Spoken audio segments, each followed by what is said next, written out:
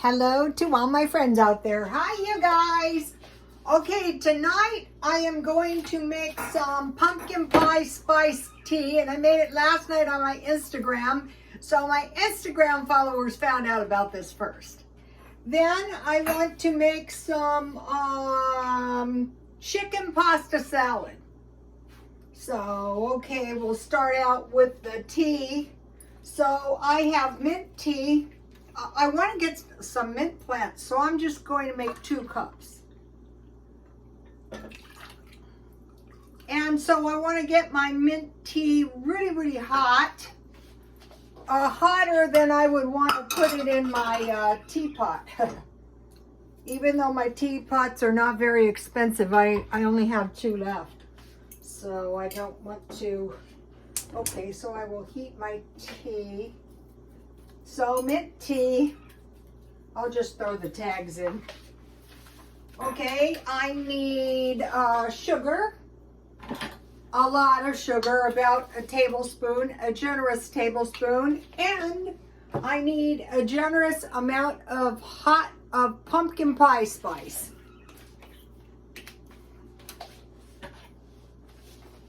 So what I want to do is just melt so about this much. That's a lot for 2 cups.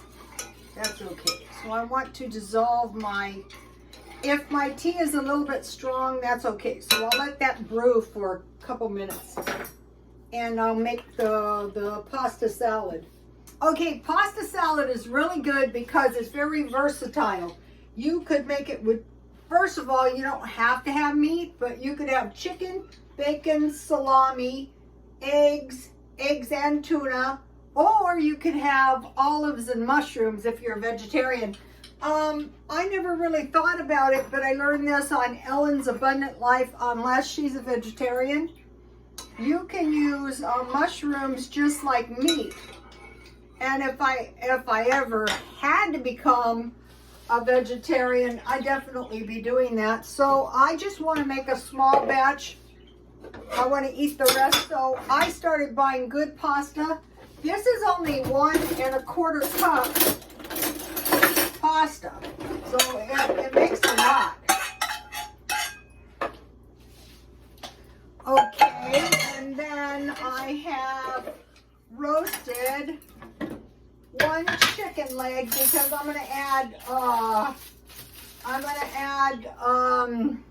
cheese, so I don't need that much meat. And I bought these chicken legs. I bought these chicken legs at Walmart, I think it was, or Smart and Final. So I just want to cut. I think it tastes better if you make your chicken fresh. If you wanted to make a big batch, you could buy the chicken, one of those whole chickens.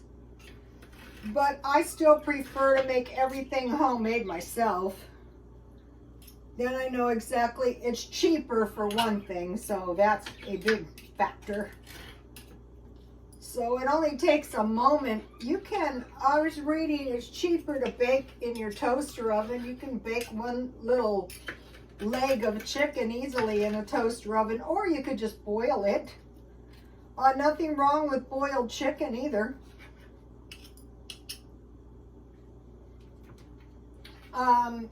You could boil a lot of chicken and you could conserve the broth. I'm going to start conserving my fat.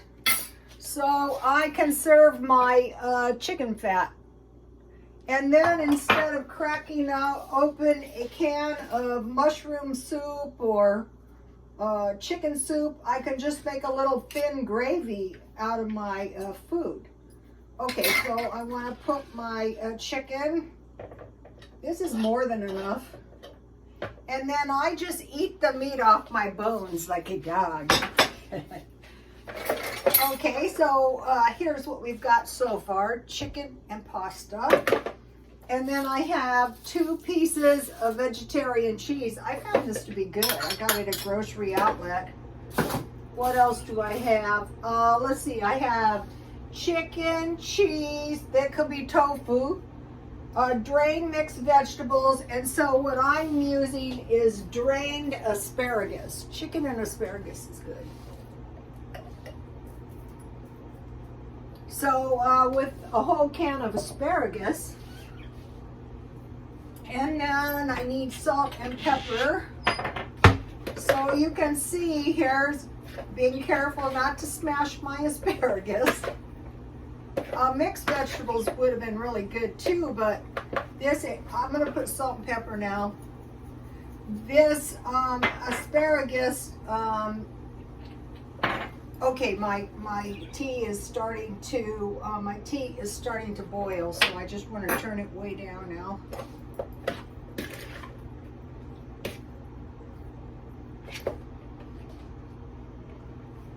Okay, so what I mixed up here was, oh, and I have olives, so I want to put olives in here. I stockpile those in pretty big bottles or jars.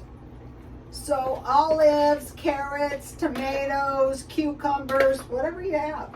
Okay, this is milk and cream cheese. So it's going to be ranch, but if you put this cream cheese with chives and milk, your food is going to taste a lot better to you. You're not going to know why. You're just going to know, hey, this tastes good. So so it's 1 ounce of cream cheese. I have the Walmart brand. Let me see if I can find it. Here's the vegan cheese, and so you can see I used about that much, 1 ounce. You can use more if you want to.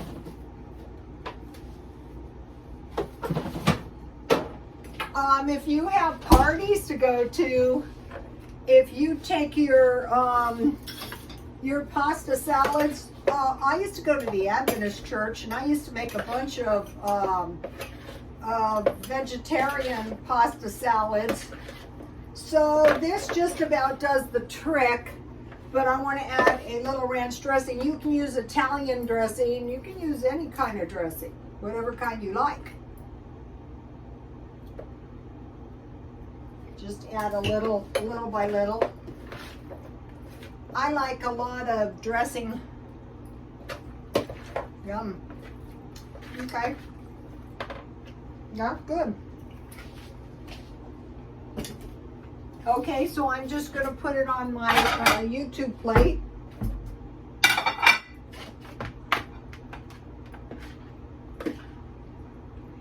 And then if I can easily find it, I want to, eggs and cheese would be good on this too. If I can find it, I'll use my artistic license, and I'll put some paprika on the top. So let me get a nice looking pile. So this is good, but it's also very cheap. Okay. Dear Lord, please let me find my paprika. Okay. What is this?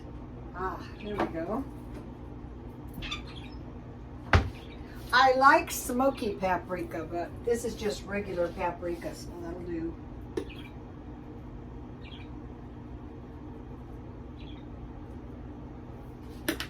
So I'm kind of getting into the cooking, you guys, and I'm getting more creative too. That was one of the good things, one of the few good things about hairdressing. It was very creative. Okay, so now for my special tea. Here is my tea. Mint tea, cinnamon, sugar, and then let me pour it in. Let me make sure it's all stirred up. This tastes really good right here, let me tell you. I made this last night and I thought, wow, that is so delicious. I'm like a food stylist now. Okay, so here is what we have so far. And right here is very, very delicious. But no, oh no, we can't stop here. I have heavy whipping cream. So when you put this whipping cream into your tea, your really sweet tea, it's kind of almost like a buttery taste, a delicious taste. Well, one thing good about my freezer is it really, really freezes everything. I want to put a generous amount in here. This would be a great thing to take to a party if you made a crock pot full of this, and then you chipped up your cream, and you know, they could just, all right, I'll put about that much, a little bit more. This is so delicious. So this is a nice sweet beverage.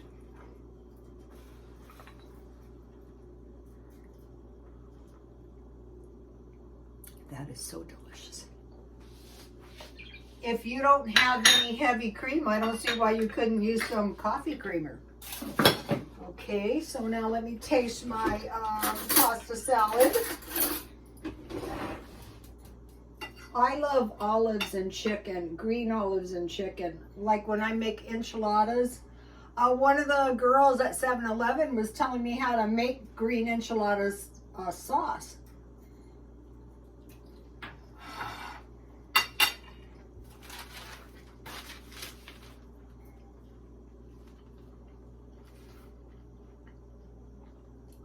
That is so good. I'm being cheap, but I'm not going to be suffering. Okay, now I'm thinking about cash back. If you're going to buy food anyway, you might as well buy it at Ralph's and get cash back. So I was there, and it's on the receipt somewhere, but if you spend $500 at Ralph's within a certain amount of time, you can get $100 credit. That's not too hard to do if you're buying food for the holidays, or if you should want to stock up. And the other thing is credit cards. There's cash back. Why not buy stuff? I did this before. I bought stuff I was going to buy anyway, and then I got cash back. Discover does that for sure. That is so delicious. Now, let's see. Today, I got another box of cupcakes because I paid for 2, and I went back and said, hey, I didn't get one, and so they gave me another one. So cake, these little individual size cakes, won't do you too much damage. And the Walmart brand, so like be thinking, could I possibly consider eating Walmart brand cupcakes for $2.50 as opposed to, they might be a tiny bit smaller.